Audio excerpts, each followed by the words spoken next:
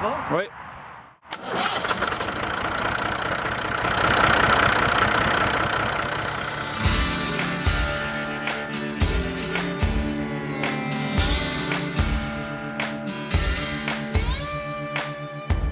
Bonjour à tous et à toutes et bienvenue à La Voix agricole. Cette semaine, nous parlons des transferts d'entreprise.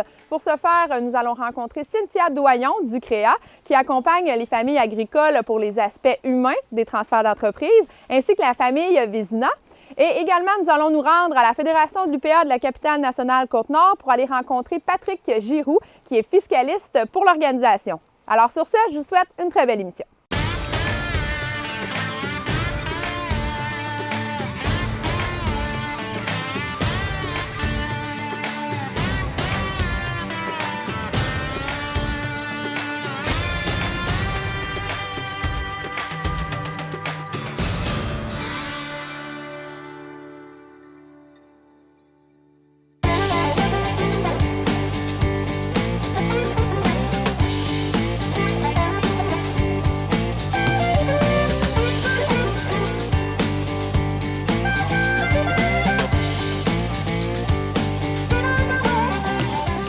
Bonjour, je m'appelle Cynthia Doyon, je suis conseillère au CREA de la Chaudière-Appalaches, au Centre régional d'établissement d'agriculture depuis 10 ans.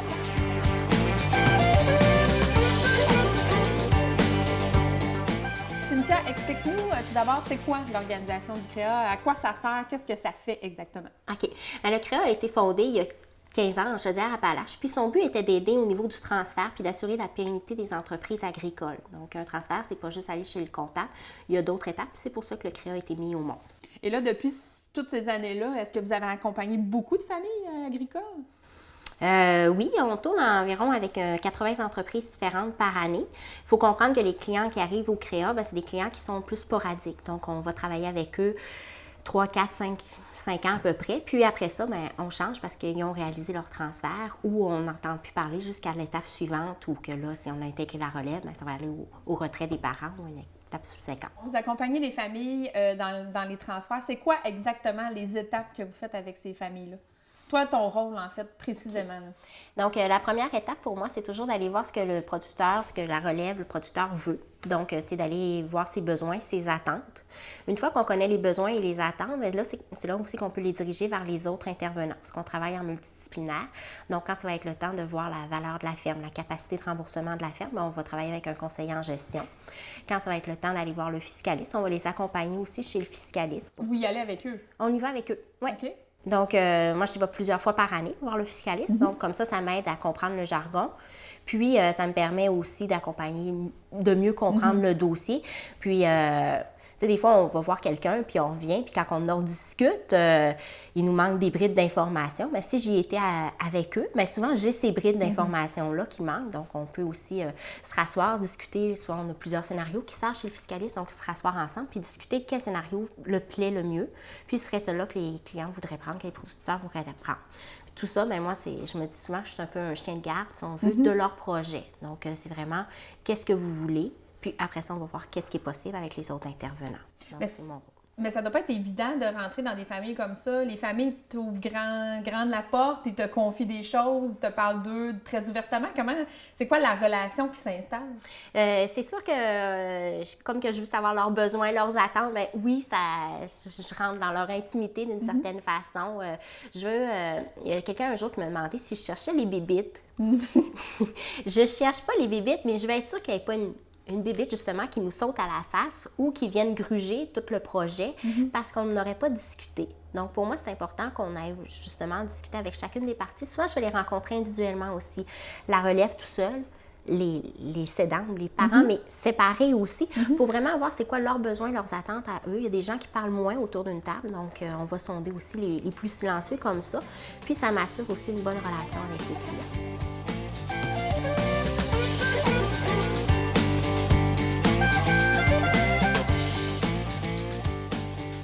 Monsieur Vézina, vous avez fait affaire avec le CREA, les centres régionaux d'établissement d'agriculture, pour le transfert de l'entreprise. Pourquoi vous avez décidé de faire affaire avec cette organisation-là?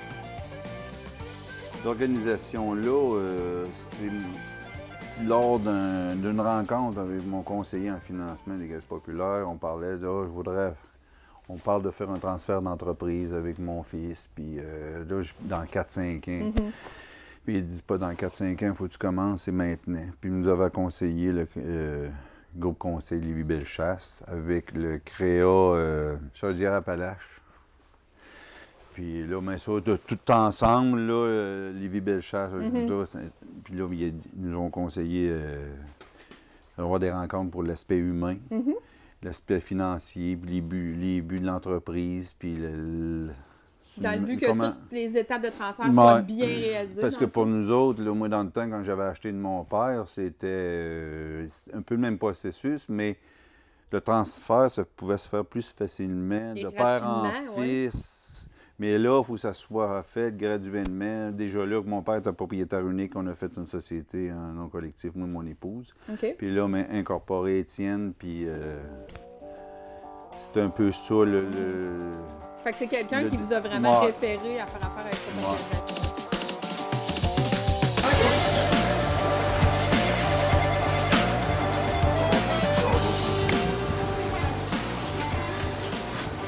Y a-t-il une situation idéale pour le transfert, un nombre d'années sur lesquelles on devrait l'échelonner? Non, il y a un cliché qui veut qu'on mette ça sur le plus longtemps possible.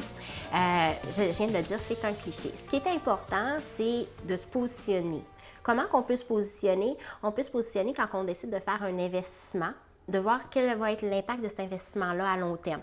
On se positionne aussi en ayant des définitions de tâches et de responsabilités claires dans notre équipe, en sachant qui va faire quoi et comment ça va être fait. On peut se positionner aussi en tenant des réunions. Donc, tout ça, c'est comme un travail qui se fait en aval du transfert. Puis, on arrive au moment du transfert. Puis, le moment du transfert, il y a 3 choses à transférer, comme tu le sais. Donc, on transfère les savoirs, les pouvoirs et les avoirs. Donc, souvent, les gens, quand on parle de transfert, pensent tout de suite au transfert des avoirs, mais c'est juste une partie. Puis, c'est une partie qui peut être faite assez rapidement. C'est un réflexe d'avoir ce côté-là, dans le fond, qui ressort en premier. Oui. C'est normal, là.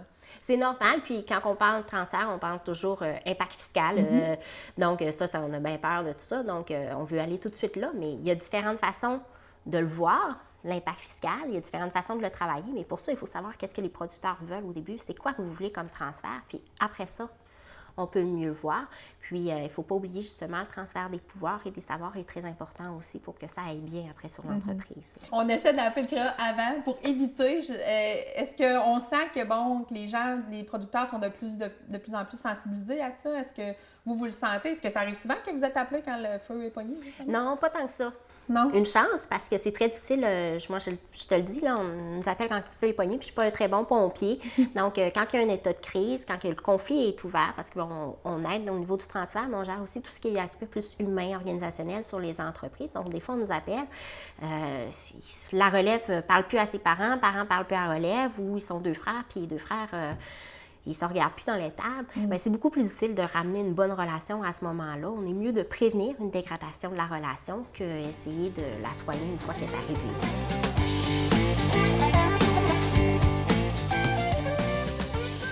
Qu'est-ce que ça vous a donné? Est-ce que vous avez senti, justement, bon, vous êtes là-dedans présentement, vous avez rencontré Cynthia. Comment ça se passe, les rencontres? Qu'est-ce qu'on en retient de ça? On retient que si on avait été tout seul, on aurait été dépourvu. Oui? Ah oui. Il y a beaucoup de chemins qu'on aurait fait inutilement. OK. Puis des chemins peut-être qu'on n'aurait pas pris, qu'on ne savait pas. Fait que là, tout nous est tracé un peu d'avance pour savoir où on s'en va. Puis, non, très bien. Puis l'aspect humain du CREA, là, très important. Savoir les objectifs de chacun. Nos objectifs de retraite. Les objectifs qu'Étienne veut. Puis mon épouse est dans l'entreprise, mais pas à 100%, elle est comme partenaire, mais elle vit l'impact de l'agriculture, du transfert. Puis qu'à un moment donné, on veut avoir une retraite, savoir une retraite dorée, puis partir en voyage l'hiver en Floride. Entre ça, puis avoir un peu plus de... Parce qu'on a quand même travaillé longtemps... pour monter une entreprise comme celle-là. Une entreprise, oui. Puis nos REER, puis nos chers, on les a toujours mis dans l'entreprise. Dans la ferme. Fait que là, à un moment donné, tu peux pas vendre l'entreprise à ton fils ou à valeur marchande. Par contre, mais c'est un peu tout ça qu'on est éclairé. Les objectifs de chacun, ça, c'était très important.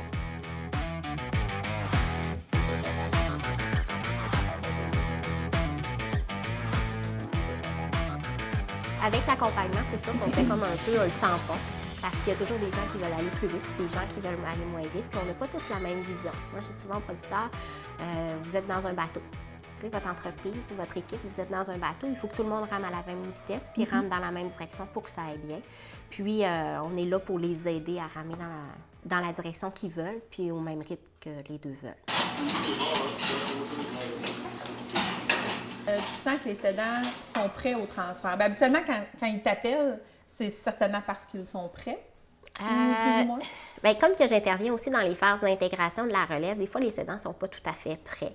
Un des trucs qu'on donne beaucoup aux cédants pour se préparer, c'est de se trouver des activités, des loisirs à l'extérieur de l'entreprise. On commence par un train de congé, mais dans le train de congé qu'on a pris, on va souper au restaurant, ou on va faire une partie de quilles, ou on va faire une partie de golf. Et comme ça, on se trouve d'autres intérêts à l'extérieur de la firme. Et ça nous aide à se dire, bon, ben, un jour, je vais pouvoir décrocher. Puis, ça nous apprend aussi à notre relève à prendre les responsabilités quand on n'est pas là. Puis est-ce que c'est déjà arrivé que tu as accompagné des familles que finalement, le transfert, ça n'a pas marché du tout? Finalement, il y a des choses qui ont éclaté ou à l'opposé, des francs succès. Qu'est-ce que tu as vécu justement dans ces deux extrêmes-là? Bien, j'ai vécu les deux. Oui.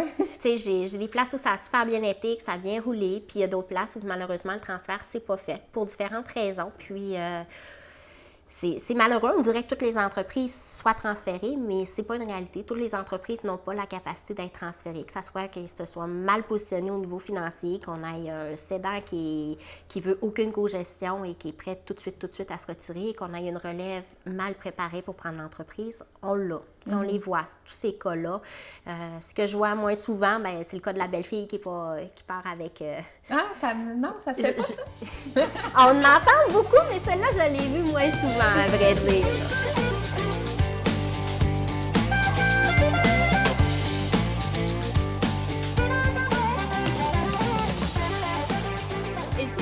Parle-nous tout d'abord, ta famille et toi, vous êtes accompagnés dans le transfert par le CREA. Toi, tu es la relève de l'entreprise. Ouais. Comment ça t'a aidé? Comment ça t'aide dans ces étapes-là de transfert? Bien, c'est plus l'encadrement de ça, c'est qu'on ne sait pas tout ce qu'il y a à remplir comme paperasse, de ci puis ça. Fait qu'à un moment donné, avoir de l'aide du CREA ou de tous les plus intervenants possibles, là, ça aide beaucoup pour la suite là, de tout ça. Puis, moi, ben, ça nous en apprend aussi Sur les membres de la famille? C'est ça un peu, là, qu'est-ce que tout le monde là, a comme objectif aussi là-dedans. Là, fait que c'est...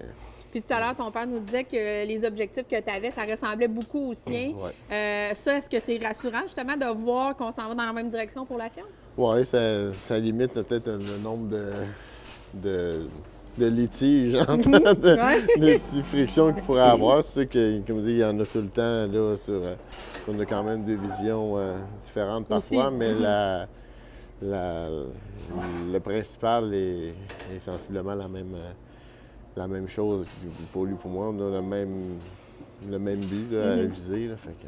Puis même si l'entente est encore bonne avec ton père, c'est important justement de faire affaire quand même avec Cynthia pour les aspects humains aussi. Oui, aussi. C'est parce que des fois, peut-être qu'on n'ose pas dire tout ce qu'on directement à lui ou lui versus moi, envers moi. Fait que peut-être avoir un intermédiaire pour qu'on puisse... C'est comme si c'est plus rassurant, je sais pas si mais non, c'est pour ça que ça permet d'en connaître plus aussi sur l'autre.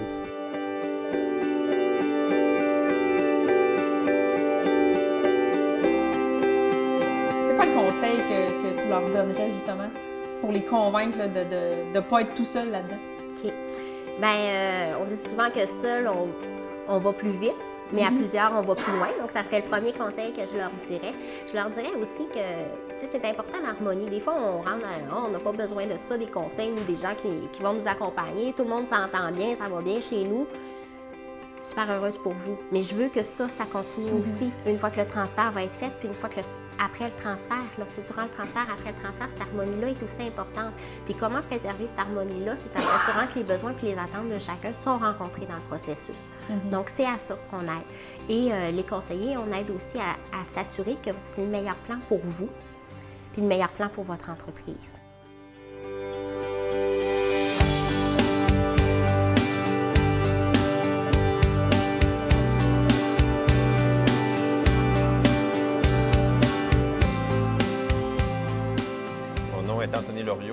l'entreprise s'appelle Fou du Bio. Ici, au marché du Vieux-Port, on est à l'année, on a des produits qu'on aime pour des gens qui sont amoureux du plaisir de la table. On a des produits qui sont certifiés biologiques à 90 et des produits qui sont non certifiés à 10 pour compléter ce qu'on ne peut pas avoir dans le certifié. OK. Les produits sauvages n'ont pas de certification biologique. On a une gamme complète de produits variés. On part des huiles, on a des confitures de petites fraises des champs, on a des produits d'érable biologiques ramassés à la chaudière, pas de séparateur encore, les miels aux fruits, les farines qui sont faites à la meule de pierre depuis 1850. On a des pains sans gluten, on est aussi dans des produits sans gluten OK. et des charcuteries. Dans les charcuteries, on a des produits de boucherie, porc, veau, bœuf, poulet, lapin. Après ça, des produits affinés et des produits transformés comme les terrines, pâtés, crotons. Et on va rentrer une gamme complète de charcuterie de loup marin aussi, OK. des îles de Madeleine. Oui. OK. Et là, qu'est-ce que les consommateurs vous disent quand ils viennent à votre kiosque? Ils veulent du bio, évidemment, s'ils viennent veulent ici. du bio. C'est quoi les questions qu'ils vous posent? L'élevage de l'animal, le bien-être, pas d'hormones, pas d'antibiotiques, pas de farine animale, pas de farine végétale OGM. Dans les hachoirs pour les charcuteries séchées, on a souvent filet de porc, fesses, épaules. On n'a pas d'agent de remplissage, donc on a des produits qui sont biologiques, sans gluten, sans nitrite. Flore microbienne autochtone, donc c'est vraiment un produit santé. C'est comme une charcuterie de qualité. Et puis, belle conservation jusqu'à 3 mois. On fait des dégustations pour les tours du Vieux-Québec aussi, OK. touristes étrangers. Alors, on arrive à avoir des plats cuisinés aussi. On est dans la choucroute également. On est dans les produits transformés, prêts à manger, affinés, etc. On essaie de faire une belle gamme. Oui, c'est ça. Mais c'est ça, c'est important pour vous d'avoir cette variété-là de Oui. produits au kiosque. Ça fait la différence? C'est ça. Ouais. Les clients veulent une diversité, puis on essaie d'aller chercher au maximum des produits de petites fermes, des gens qui n'ont pas les moyens humains et financiers souvent d'avoir un kiosque au marché à l'année. Donc là, on peut être une belle vitrine pour reproduire des gens qui font leur travail avec qualité au Québec.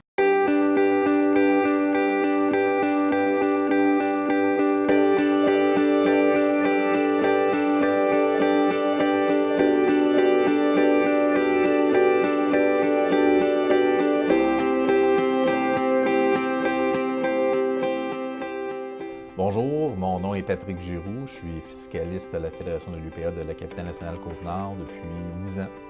Tout d'abord, dis-nous, c'est quoi un fiscaliste? Comment on devient fiscaliste? Est-ce que ça prend certainement des études particulières? C'est quoi un peu ton portrait à toi? Bien, moi au départ, je suis comptable agréé, donc maintenant comptable professionnel agréé. Donc j'ai œuvré en certification pendant environ 5 ans. Et ensuite, je suis allé faire ma maîtrise à l'Université de Sherbrooke. Donc, je détiens une maîtrise en fiscalité.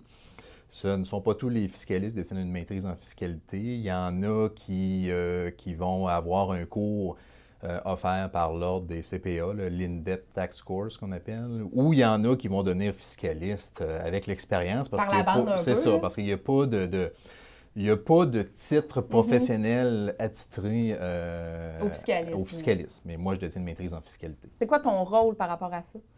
Bien, mon rôle de départ, c'est sûr que c'est beaucoup d'informer les clients, parce qu'on ne se le cachera pas, la fiscalité, c'est un sujet qui est très complexe. Bon, donc, mon défi principal, c'est de prendre un sujet très complexe et de le vulgariser pour nos clients qui sont des producteurs, pour qu'ils comprennent c'est quoi les impacts fiscaux liés à un transfert de ferme. Donc, il y a un premier aspect bien important qui est l'information. Un autre aspect, bien écoutez, c'est évident que c'est de mentionner quels sont les impacts fiscaux. Si on fait telle transaction, quelle sera la conséquence fiscale, les conséquences fiscales, c'est de présenter différentes options. Si on fait la transaction de telle façon, il va y avoir telle conséquence fiscale. Si on modifie la transaction, et les conséquences pourraient être différentes. Donc, il y a cet aspect-là qui est très, très, très important. Puis cette rencontre-là va se faire va se faire toujours avec la présence autant des cédants que de la relève. OK. Et à quel moment les cédants, quand ils décident qu'ils font un transfert d'entreprise, à quelle étape de ce transfert-là, ils viennent vous voir en tant que fiscaliste?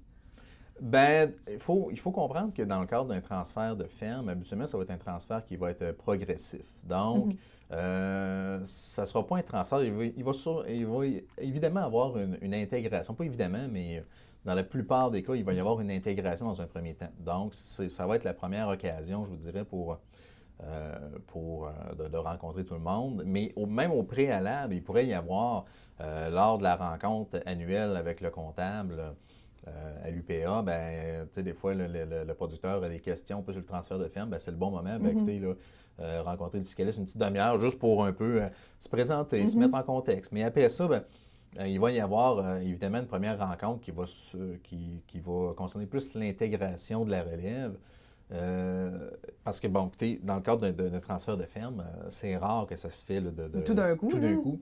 Donc, ça y va par étapes. Il y a la fiscalité du cédant qui est bien importante, mais il y a aussi la fiscalité de la relève. Donc, des fois, ça peut avoir un impact sur la suite des choses. Et est-ce qu'on pourrait demander, proposer un changement de forme juridique, par exemple? Donc, ça a un impact sur le futur de l'entreprise. C'est quoi les avantages, les inconvénients d'avoir soit une compagnie, d'être enregistré? Comment ça fonctionne, ça, ces aspects-là? C'est un peu complexe, évidemment, Oui. là, mais si on résume, là... Bien, ça va être beaucoup de la fiscalité au départ qui va diriger un peu là, les formes juridiques. On ne se cachera pas, c'est sûr que les propriétaires uniques, il y en a de moins en moins. Parce que, bon, les fermes ont évolué au fil des années. Il y a eu l'intégration. Parce que pour être un propriétaire unique, il faut être une seule personne. Donc, dès qu'on a un autre partenaire d'affaires, ça marche plus. Ça marchera plus. Et après ça, ce qu'on va rencontrer le plus souvent en agriculture, c'est soit les sociétés en non collectif ou les sociétés par action. Et le passage de la société en non collectif à la société par action va plutôt se faire dans un contexte où on paye plus d'impôts en étant en société non collective qu'on en paierait si on était en compagnie. Donc, c'est vraiment ces éléments-là qui vont habituellement, là, ça penche un peu dans la balance. C'est ça. Mais eux, c'est facile pour eux de faire le transfert d'un à l'autre? Est-ce que c'est complexe comme étape pour eux? C'est assez complexe. Oui, c'est une bonne transaction. Si on regarde passer d'une société non collective à une société par action, c'est une bonne transaction, ça ne le cachera pas. Il y a des changements de nom, il y a des changements de numéro de TPS, TVQ, avertir les fournisseurs. Bon, il y a beaucoup de modalités des formulaires fiscaux. Donc, c'est quand même une bonne transaction. Je les avertis par rapport à ça, puis je les avertis que je les prends un peu par la main. Donc, ils m'appellent souvent. Ça peut arriver que des gens, finalement, se retirent. Ça, j'en ai vécu. Des gens de dire, ça, on n'a pas le contrôle là-dessus, de dire que, OK, une relève, oui, on transfère la ferme, mais finalement, après un certain nombre d'années, on se rend compte que ça marche pas. Ça marche pas, c'est pas ça qu'on veut. Donc, ça, oui, mais on a envie, malheureusement. Des gens qui n'écoutent pas les conseils, non, ça, par exemple, je pense que le défi que j'ai, c'est de bien me faire comprendre. Puis ça, je pense que ça va très bien de ce côté-là. Donc, les gens comprennent. Tu sais, quand je propose telle transaction, en présentant différentes options, bien, on voit déjà que, OK, celle-là, elle est beaucoup plus avantageuse, puis on est capable de comprendre pourquoi c'est plus avantageux. Donc, c'est sûr que je vous dirais que la quasi-totalité des gens, là, ils font confiance. Ils font confiance. Lorsqu'on établit des premières rencontres avec les gens, lorsqu'on fait des premières rencontres avec les gens, on va parler de grandes lignes. On peut parler d'âge, proposé pour un transfert de ferme, d'âge idéal, c'est plutôt le bon terme. Écoutez, si on fait un transfert de ferme avant d'avoir l'âge de 65 ans, si on a constaté nos impacts fiscaux avant d'avoir l'âge de 65 ans, c'est très intéressant. C'est meilleur d'un point de vue fiscal. Donc, des fois, de discuter de tout ça quelques années auparavant, c'est sûr que quelqu'un qu'on rencontre pour une première fois à 62 ans, puis il n'avait pas prévu de faire un transfert de ferme, bien là, il est comme un peu shaké de tout ça. Mais de le rencontrer dans un plus jeune âge, début cinquantaine, de commencer à en discuter, bien, ça peut préparer le client pour une intégration, un transfert de ferme. Donc, l'âge est bien important. Là, Parfait. Bien, merci beaucoup, Patrick. Ça fait plaisir.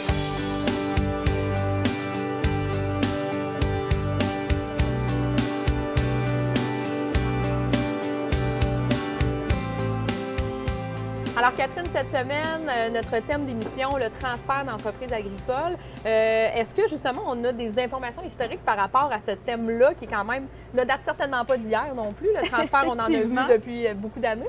Ben oui, puis c'est certain, Cathy, que quand quelqu'un a travaillé toute sa vie sur une entreprise agricole, sur toutes sortes d'entreprises, mais agricole en particulier, il va avoir à cœur de le léguer. Hein? On ne travaille pas toute une vie sur quelque chose en se disant, bon, je laisse ça un peu au hasard des choses.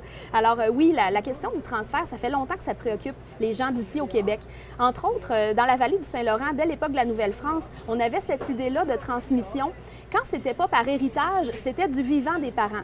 C'était un peu une sorte de retraite anticipée, on pourrait dire. Quand un parent ou un couple de parents se sentait vieillir et n'était plus capable de prendre soin de la terre, il pouvait décider de la donner à un de ses enfants qui était plus méritant. On appelait ça une donation entre vifs, donc entre personnes vivantes. Et ça existe encore de nos jours, mais on en a de beaux exemples. Ici, j'en ai une pour toi. Donc, celle-là est quand même assez ancienne. On est dans les années 1840. Et ça va préciser, par exemple, OK, je te donne ma terre, mais en échange, je veux. Et là, on a toute une série de choses qui sont exigées. Par exemple, une telle quantité de farine, un cochon gras par année, donc pour faire boucherie, un certain nombre d'objets de tous les jours, du vin, du tabac. Donc, c'est assez particulier. C'est des documents exceptionnels pour comprendre le mode de vie de nos ancêtres. Alors, c'est le fun de voir à quel point, par cette volonté-là de transmettre le patrimoine familial, la terre familiale, on a accès à des pans comme ça du quotidien de nos ancêtres au Québec. Parfait. Merci pour tes informations, Catherine. Ça me fait plaisir.